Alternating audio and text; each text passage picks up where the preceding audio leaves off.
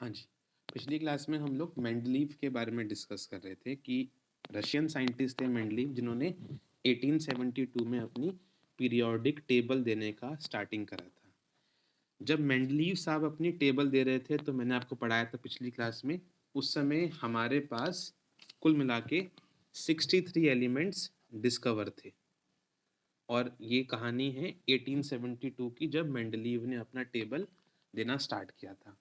जब मेंडलीव अपनी टेबल दे रहे थे तो मेंडलीव ने अपनी टेबल किस तरीके से बनाई थी वो मैंने आपको बताया था पिछली क्लास में। मेंडलीव ने क्या किया था, जो 63 एलिमेंट्स उस समय डिस्कवर्ड थे उन सबको इकट्ठा कर लिया था। फॉर एग्जाम्पल, ये लिथियम है सपोज करिए, तो लिथियम को अपने पास लेकर आ गए थे मेंडलीव साहब। सपोज करिए ये आपका जो है बेरिलियम है, तो बेरिलियम को अपने पास मेंडलीव साहब ले आए थे। जितने भी एलिमेंट्स हैं उन सबको अपने पास ले आए थे। फिर मेंडलीव साहब ने क्या किया था, ऑक्सीजन और हाइड्रोजन का यूज किया था। हर एलिमेंट को ऑक्सीजन और हाइड्रोजन के साथ जो है वो मेंडलीव ने रिएक्ट करवाया था। और जो कंपाउंड बने थे, जैसे लिथियम है आपका, जब लिथियम कंबाइन करेगा हाइड्रोजन से तो LiH बनता है, क्योंकि वैलेंसी लिथियम की 1 होती है, वैलेंसी 1 है। हाइड्रोजन की वैलेंसी 1 होती है, LiH बनता है। जब लिथियम कंबाइन करेगा आपका ऑक्सीजन से तो आपका बनता है Li2O। बेरिलियम की वैलेंसी 2 होती है, जब बेरिलियम कंबाइन करेगा हाइड्रोजन से तो बनेगा BeH2 और BeO बनेगा। ऐसी बाकी एलिमेंट्स का भी उन्होंने सेम किया। जितने भी एलिमेंट्स थे उन सबको ले आए मेंडलीव साहब, उनका रिएक्शन करवा के जो कंपाउंड्स बन रहे थे उनको नोट करते रहे। साथ में इन कंपाउंड्स की जो प्रॉपर्टी थी, ये कंपाउंड का साइज, शेप, जो उसकी प्रॉपर्टी थी इस कंपाउंड की, वो सब प्रॉपर्टीज यहाँ पर लिखते गए मेंडलीव साहब इन एलिमेंट्स की। और ऐसा ही उन्होंने बाकी एलिमेंट्स के साथ भी किया। और फिर हाँ जी, और फिर जो जो एलिमेंट्स की प्रॉपर्टी सेम थी, जो जो एलिमेंट्स की प्रॉपर्टी सेम थी, उन सबको एक साथ मेंडलीव साहब ने अरेंज किया। जैसे लिथियम की वैलेंसी 1 होती है तो उसका कंपाउंड LiH बनता है। सोडियम की वैलेंसी 1 होती है तो कंपाउंड NaH बनता है। जैसा ये कंपाउंड है वैसा ये कंपाउंड है। जैसा Li2O है वैसा ही Na2O है। जिन जिन एलिमेंट्स की प्रॉपर्टी सेम थी उनको एक साथ टेबल में अरेंज करते गए मेंडलीव साहब। तो लिथियम और सोडियम एक साथ आ गए। ऐसे ही देखा उन्होंने कि मैग्नीशियम का भी देखा मेंडलीव साहब ने कि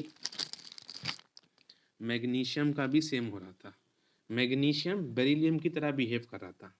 जब मैग्नीशियम कंबाइन करेगा हाइड्रोजन से तो बनेगा MgH2 और MgO।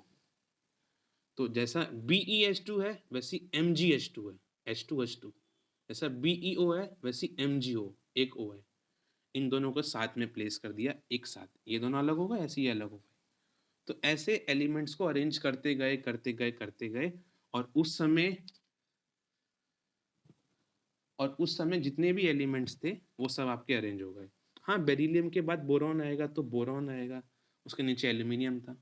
तो जितने भी एलिमेंट्स उस समय डिस्कवर्ड थे 63 के 63, उन सबको मेंडलीव साहब ने अरेंज करा।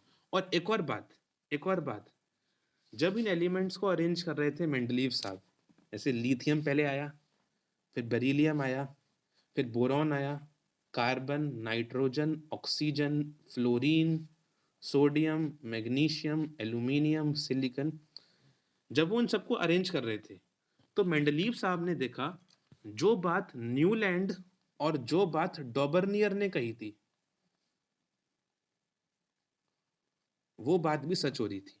क्या हो रही थी कि ये एलिमेंट्स का अरेंजिंग ऑर्डर उनके इंक्रीजिंग ऑर्डर ऑफ मास के साथ भी मैच कर रहा था। ध्यान दो मैं क्या बोल रहा हूं। मेंडलीव साहब ने एलिमेंट्स को अरेंज क्यों किया था, किस तरीके से किया था, प्रॉपर्टी के हिसाब से। लिथियम और सोडियम की प्रॉपर्टी सेम थी, वो साथ आ रहे थे। बेरिलियम और मैग्नीशियम की प्रॉपर्टी सेम थी, वो साथ आ रहे थे। बोरॉन एल्यूमिनियम की प्रॉपर्टी सेम थी, वो साथ वर्टिकली आ रहे थे। जब वो अरेंज ऐसे कर रहे थे मेंडलीव साहब, तो वो देखते हैं कि ये एलिमेंट्स अपने इंक्रीजिंग ऑर्डर ऑफ मास में भी अरेंज हो रहे थे। और इसलिए मेंडलीव साहब ने एक लॉ प्रपोज किया, इसका नाम है मेंडलीव पीरियोडिक लॉ। ये लॉ क्या कहता है? ये लॉ कहता है, according to this law,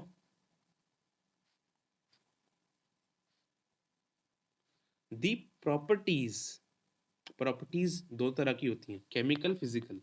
the properties of elements are the properties of the element are periodic function of their atomic masses, full stop। इसका मतलब क्या है?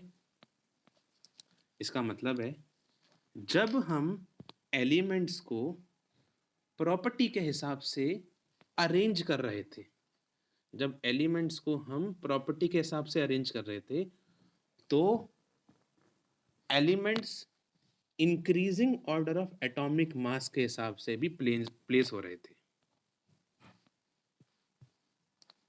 That is, when elements are arranged in increasing order of their atomic mass, then elements with same chemical and physical properties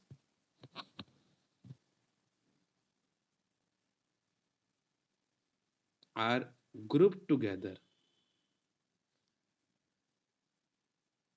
in same column। जब elements को आप उनके atomic mass के बढ़ते क्रम में लगाओगे, लिथियम, बेरिलियम, बोरॉन, कार्बन, सबका मास बढ़ रहा है, जब एलिमेंट्स को उनके एटॉमिक मास के इंक्रीजिंग ऑर्डर में लगाएंगे, तो एलिमेंट्स की सेम प्रॉपर्टी है, तो वो एलिमेंट सेम कॉलम में आ जाएंगे। लिथियम सोडियम की प्रॉपर्टी सेम है, वो साथ साथ वर्टिकली आ रहे हैं। बेरिलियम मैग्नीशियम की प्रॉपर्टी सेम है, वो साथ साथ वर्टिकली आ रहे हैं। ये कहा था मेंडलीव साहब ने। ये मेंडलीव पीरियोडिक लॉ है।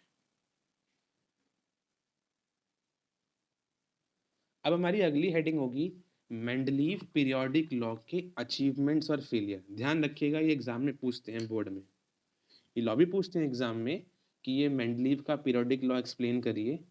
और सबसे ज़्यादा पूछते हैं एग्जाम में आपके अचीवमेंट्स, कि मेंडलीव की टेबल के अचीवमेंट्स क्या थे। Achievements of Mendeleev periodic table. अब आपके एग्जाम में क्वेश्चन बहुत इंपॉर्टेंट आता है, achievements of Mendeleev periodic table बताइए। सुनिए दोस्तों, जब मेंडलीव साहब ने अपनी टेबल अरेंज करी थी, तो एक ऐसा इंसिडेंस आया उनके सामने जो थोड़ा सा चौंकाने वाला है। मेंडलीव साहब कह रहे हैं कि मैं एटॉमिक मास के बढ़ते क्रम में टेबल को अरेंज कर रहा हूँ, बट मेंडलीव साहब ने कोबाल्ट और निकल को एक अलग तरीके से प्लेस किया है। कोबाल्ट का मास 58.9 है, कोबाल्ट का मास CO का, और निकल का मास 58.7 है। मेंडलीव साहब ने कोबाल्ट का, जिसका मास ज़्यादा है, उसे पहले रख दिया है निकल से। ये कमी नहीं है उनकी, ये टेबल की अचीवमेंट है। मेंडलीव साहब ने बोला कि मैंने कोबाल्ट को पहले इसलिए रखा है क्योंकि मैं मास से ज़्यादा प्रॉपर्टी पर रिलाई कर रहा हूँ। मेंडलीव साहब की टेबल का सबसे बड़ा बेसिस मैंने बताया था क्या है, कि हाइड्रोजन और ऑक्सीजन से रिएक्शन जो हो रहे हैं, तो मेंडलीव साहब ने बोला कि ये लिमिटेशन नहीं है मेरी टेबल की, ये अचीवमेंट है।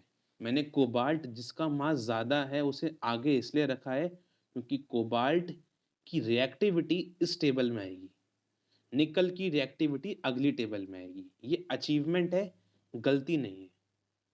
सिमिलरली एल्यूमिनियम और सिलिकॉन को देखिए, एल्यूमिनियम का मास 29.9 है, सिलिकॉन का मास 28.09 है, थोड़ा कम है। तो मेंडलीव साहब ने बोला ये मेरी गलती नहीं है कि मैंने सिलिकॉन को पहले नहीं रखा और रखा पहले एल्यूमिनियम को है। वो कहते हैं कि मेरी अचीवमेंट है क्योंकि बोरॉन एल्यूमिनियम की सेम प्रॉपर्टी होती है और कार्बन और सिलिकॉन की प्रॉपर्टी सेम होती है, इसलिए मैंने इनको साथ में रखा है। तो नंबर 1 अचीवमेंट मेंडलीव टेबल की ये है कि मेंडलीव ने कुछ जगह पर एलिमेंट जिनका मास ज़्यादा था, एल्यूमिनियम और कोबाल्ट, उनको आगे रख दिया जबकि वो पीछे आने चाहिए थे। ये उनकी कमी नहीं है, वो उनकी अचीवमेंट है क्योंकि वो एलिमेंट्स को साथ रख रहे थे प्रॉपर्टी के हिसाब से। ये उनका नंबर 1 अचीवमेंट रहेगा। अचीवमेंट नंबर 2 अभी सारी लिखवा दूंगा साथ में। अचीवमेंट नंबर 2, जब मेंडलीव साहब अपनी टेबल बना रहे थे तो उस समय कुछ एलिमेंट्स की डिस्कवरी नहीं हुई थी। फॉर एग्जांपल ये आपको दिख रहा होगा Sc, स्कैंडियम है ये उस समय डिस्कवर नहीं हुआ था। ऐसी इसके नीचे देखो आप गैलियम दिख रहा होगा Ga, उस समय ये डिस्कवर्ड नहीं हुआ था। ऐसी आप देखो आपको दिख रहा होगा एक जर्मेनियम Ge, उस समय ये जर्मेनियम साहब भी डिस्कवर्ड नहीं हुए थे। तो जब मेंडलीव साहब अपनी टेबल तैयार कर रहे थे उस समय ये कुछ एलिमेंट जो थे, जो मैं आपको अभी टिक मार रहा हूँ, ये डिस्कवर्ड नहीं हुए थे। मेंडलीव साहब ने उस समय 1872 के टाइम पे अपनी टेबल में गैप छोड़ दिए थे। जैसे अभी तो आपको ये एलिमेंट्स भरे हुए दिख रहे हैं यहाँ पर, पहले यहाँ पर एक गैप था, ये खाली था, ये भी खाली था और ये भी खाली था, जब 1800 की बात है। तो मेंडलीव ने कहा कि ये एलिमेंट्स उस समय डिस्कवर्ड नहीं हुए हैं। एक नई बात करी थी, याद करो, न्यूलैंड ने कहा था एलिमेंट्स डिस्कवर्ड नहीं होंगे, मेंडलीव साहब ने कहा बिल्कुल होंगे। उन्होंने अपनी टेबल में गैप छोड़े इन एलिमेंट्स के लिए और कहा कि ये एलिमेंट्स डिस्कवर्ड होंगे। और सिर्फ ये बात नहीं कही, इन एलिमेंट्स का नेम भी दिया था और इन एलिमेंट्स की प्रॉपर्टीज क्या होंगी ये भी मेंडलीव साहब ने फ्यूचर से पहले ही प्रिडिक्शन कर दी थी। और जब ये एलिमेंट्स डिस्कवर्ड हुए, इनकी प्रॉपर्टी बिल्कुल 90% मैच करी जो मेंडलीव साहब ने कहा था। ये एक एक्स्ट्रा ऑर्डिनरी सक्सेस थी मेंडलीव साहब की, जिससे उन्हें काफ़ी बड़ा इम्पोर्टेंट साइंटिस्ट भी माना गया। तो समझ में आ रहा है? अब मेंडलीव साहब ने इनका नेम भी करा। अब नेम कैसे किया? क्योंकि वो रशियन थे ना, तो रशिया में क्या होता है, एक प्लेस छोड़कर जो चीज़ आती है उसे एका बोलते हैं। सपोज करिए ये 1, ये 2, ये 3, ऐसे मैथ्स में नहीं पढ़ते हम 1 2 3 नंबर। अब 1 के एक प्लेस छोड़कर 3 आता है, 3 आता है मैथ्स में, तो हम उसको ऐसे भी कह सकते हैं कि 3 का मतलब है 3 इज एका 1। ध्यान देना क्या बोल रहा हूं मैं। एका का मतलब फर्स्ट होता है और उसका मतलब होता है एक के बाद, एक के बाद। तो अब देखिए जरा, मेंडलीव साहब ने जब टेबल बनाई थी उस समय स्कैंडियम नहीं था और गैलियम नहीं था। स्कैंडियम बोरॉन के एका आता है, मैंने कहा ना एक प्लेस छोड़ना है, बोरॉन के बाद एल्यूमिनियम को भूल जाओ तो स्कैंडियम आएगा। तो स्कैंडियम बोरॉन का एका है, इसलिए स्कैंडियम का नाम रखा उन्होंने एका बोरॉन। ध्यान रखना एक के बाद बोल रहा हूं मैं। थोड़ा मैं आपको जूम करके दिखा देता हूं, ऐसे देखो कि बोरॉन स्कैंडियम के एका पे है ना। बोरॉन के बाद एल्यूमिनियम छोड़ दो तो स्कैंडियम आएगा, तो इसलिए स्कैंडियम का नाम क्या पड़ा, एका बोरॉन। अब ऐसे आ जाओ नीचे वाले गैलियम पे, देखो गैलियम का क्या सीन है? गैलियम स्कैंडियम छोड़ दो तो एल्यूमिनियम का एका है, एल्यूमिनियम के बाद एक छोड़ के, तो गैलियम का नाम क्या रखा उन्होंने? एका, एका एल्यूमिनियम, एक प्लेस छोड़कर। ऐसे ही आ जाओ आगे जर्मेनियम पे, जर्मेनियम के टाइटेनियम छोड़ दो, जर्मेनियम सिलिकॉन का एका है, तो नाम क्या होगा जर्मेनियम का? एका सिलिकॉन। तो ऐसे नाम रखे गए थे। ठीक है, तो इन एलिमेंट्स का नाम बताया और इन एलिमेंट्स के प्रॉपर्टीज भी मेंडलीव साहब ने स्कैंडियम, गैलियम, जर्मेनियम की 90% तक सच बताई थी। ये सेकंड सक्सेस थी। पहली सक्सेस क्या थी मेंडलीव की टेबल की? कि मेंडलीव ने कुछ एलिमेंट्स को जिनका मास ज़्यादा है वो आगे रख दिया था। और दूसरा सक्सेस था मेंडलीव का कि मेंडलीव ने कुछ एलिमेंट्स की प्रिडिक्शन कर दी थी। थर्ड सक्सेस क्या थी मेंडलीव की, वो भी सुन लीजिए। जब मेंडलीव साहब अपनी टेबल तैयार कर रहे थे तो उस समय नोबल गैसेस डिस्कवर्ड। हाँ जी, जब मेंडलीव साहब अपनी टेबल बना रहे थे तो उस समय ये कुछ नोबल गैसेस डिस्कवर्ड नहीं होते। ये कुछ 7-8 नोबल गैसेस हैं आपकी। नोबल गैसेस क्या होते हैं आपको पता होना चाहिए। नोबल गैसेस होते हैं एक तरह के इनर्ट गैसेस। नोबल गैसेस का नाम इनर्ट गैस भी रखा जाता है केमिस्ट्री में। क्यों? पहले बात तो नोबल क्यों रखा है इनका? आप लोग पढ़ते हो ना एसएसटी वगैरह, नोबल का मतलब होता है एक ऊंचे दर्जे का। राजा महाराजा के खास जो लोग होते हैं उनको नोबल कहते हैं, है ना? तो नोबल मतलब काफी ऊंची दर्जे की गैसेस हैं ये। इनर्ट गैस क्यों बोलते हैं? क्योंकि ये बड़े इनर्ट हैं, किसी से रिएक्शन नहीं करते, किसी से मिलते नहीं है, बड़े शांत बच्चे हैं ये, कुछ हल्ला नहीं करते, कुछ किसी से बात नहीं करते। तो नोबल गैसेस वो गैसेस होती हैं जो इनर्ट होती हैं, रिएक्शन ये करते नहीं है। कोई भी एटम और मॉलिक्यूल रिएक्शन करने के लिए बनाया गया है, ये रिएक्शन नहीं करते क्योंकि इनका बहुत ही लो परसेंटेज होता है इन्वायरमेंट में। और क्योंकि ये रिएक्शन नहीं करते, इनका बहुत लो परसेंटेज होता है, तो इनको ढूंढना बड़ा मुश्किल होता है केमिस्ट्री वालों के लिए। इसलिए इनको नोबल और इनर्ट गैस कहा। जब मेंडलीव साहब अपनी टेबल तैयार कर रहे थे तो ये noble gases helium, neon, argon, krypton, xenon, radon की डिस्कवरी नहीं हुई थी। मेंडलीव साहब की टेबल की एक और सक्सेस थी कि मेंडलीव साहब ने इन सब गैसेस के लिए एक स्पेस छोड़ रखा था, या आप कह दो कि स्पेस छूट गया था उनसे। जब ये एलिमेंट्स डिस्कवर्ड हुए थे तो बड़े आसानी से इनको एक प्लेस मिल गया था उस टेबल में। और ये मेंडलीव साहब की टेबल की एक थर्ड सक्सेस और अचीवमेंट है कि जब मेंडलीव साहब अपनी टेबल तैयार कर रहे थे तो कुछ नोबल गैसेस की डिस्कवरी नहीं हुई थी। नोबल गैसेस जो हैं वो बहुत इनर्ट होती हैं, इनकी परसेंटेज बहुत कम होती है इन्वायरमेंट में। तो जब मेंडलीव साहब की टेबल बन गई थी तो उस समय ये एलिमेंट्स डिस्कवर्ड नहीं थे, नोबल गैसेस। जब जब मेंडलीव साहब की टेबल बन गई थी और जब ये बाद में डिस्कवर्ड हुई थी गैसेस, तो इनको एक सेपरेट प्लेस में रख दिया गया था क्योंकि मेंडलीव साहब ने एक स्पेस छोड़ रखा था इन गैसेस के लिए। तो ये उनकी सक्सेस निकली कि मेंडलीव साहब ने एक स्पेस छोड़ रखा था अपनी टेबल में। उन्हें लगा होगा कि कुछ ऐसी गैसेस हैं जो डिस्कवर्ड होंगी और इनको वहां पर रखा गया आसानी से। नंबर 1 अचीवमेंट मेंडलीव साहब की टेबल की। नंबर 1 लिखिए, while developing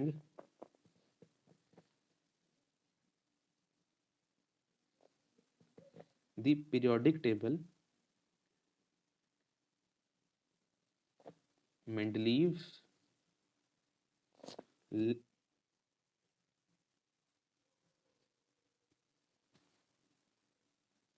Mendeleev placed some elements with higher atomic mass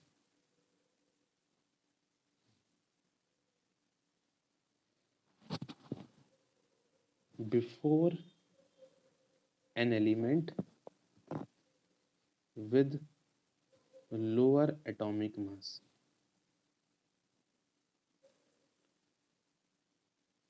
for example या ऐसे लिख लो, ये फर्स्ट अचीवमेंट का ए पॉइंट है, बी पॉइंट है. For example he placed cobalt, bracket में लिखो एटॉमिक मास, कितना था इसका मास याद कर लो, 58.9, अहेड ऑफ निकल, कितना होता है इसका मास 58.7, याद कर लो. Similarly he placed aluminium ahead of silicon. इन दोनों की याद करने की कोई नीड नहीं है. अचीवमेंट नंबर सेकंड का ए part, while developing his table, Mendeleev left some gap in it. These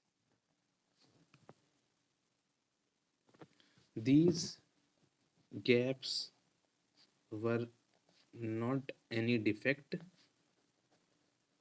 Instead, Mendeleev boldly predicted the existence of these elements and also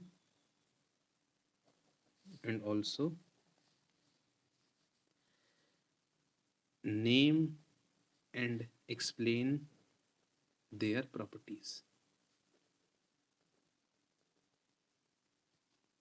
second point का ए पार्ट है, while developing the table, जब अपनी table तैयार कर रहे थे Mendeleev साहब, तो मेंडलीव ने कुछ गैप छोड़े थे अपनी टेबल में.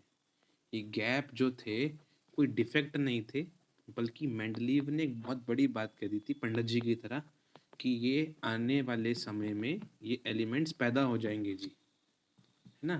तो ये एलिमेंट्स पैदा हो गए थे, पैदा मतलब डिस्कवर्ड हो गए थे. फॉर एग्जाम्पल मेंडलीव साहब एक पंडित भी होंगे मेरे ख्याल से, तो ऐसे काम तो पंडित जी कर सकते हैं. For example he predicted existence of scandium,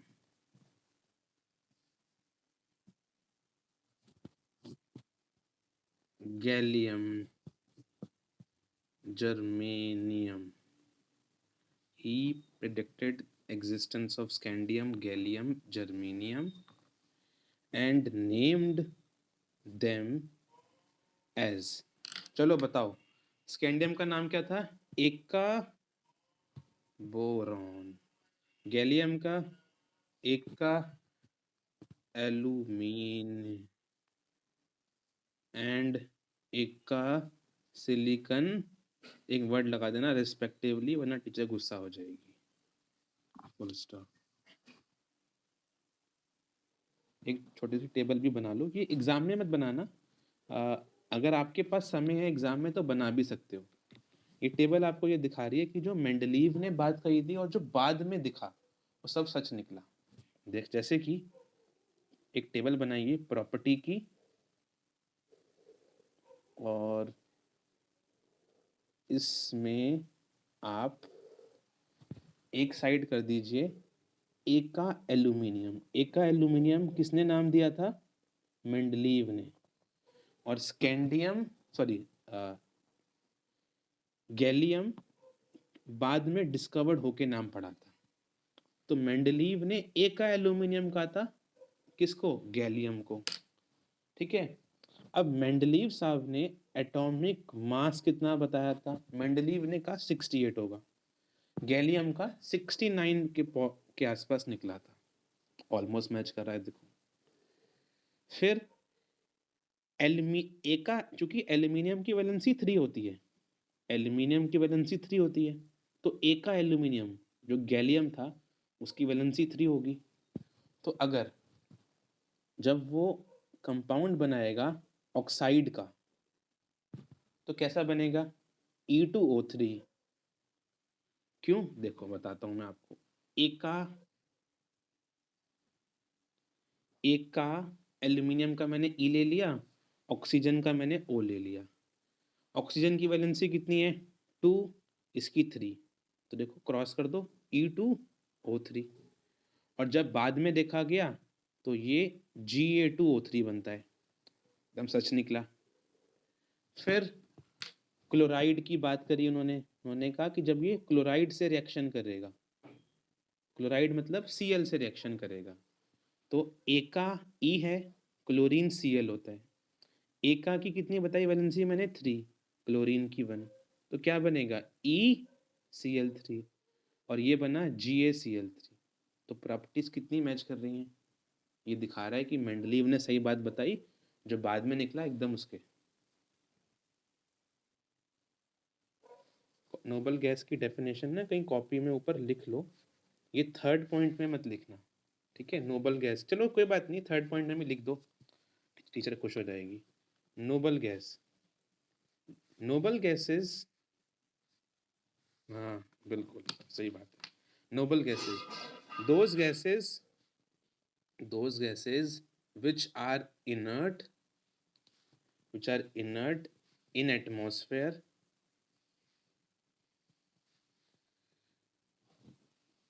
they undergo very few chemical reaction and are present in very low concentration in atmosphere।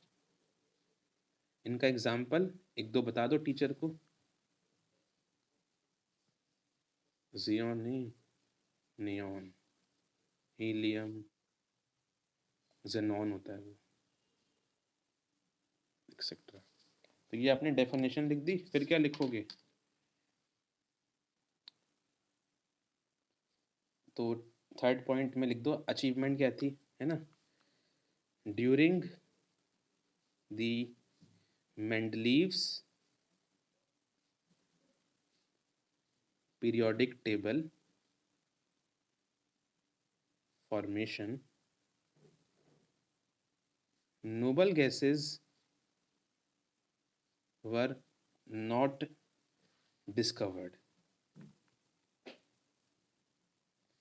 but when these gases were discovered, they were given a separate place in his table। तो ये achievement थी Mendeleev साहब की कि noble gases को एक जगह दे पाए थे वो रहने के लिए अपनी टेबल में। अचीवमेंट्स, तो अचीवमेंट आपके पूरे हो गए।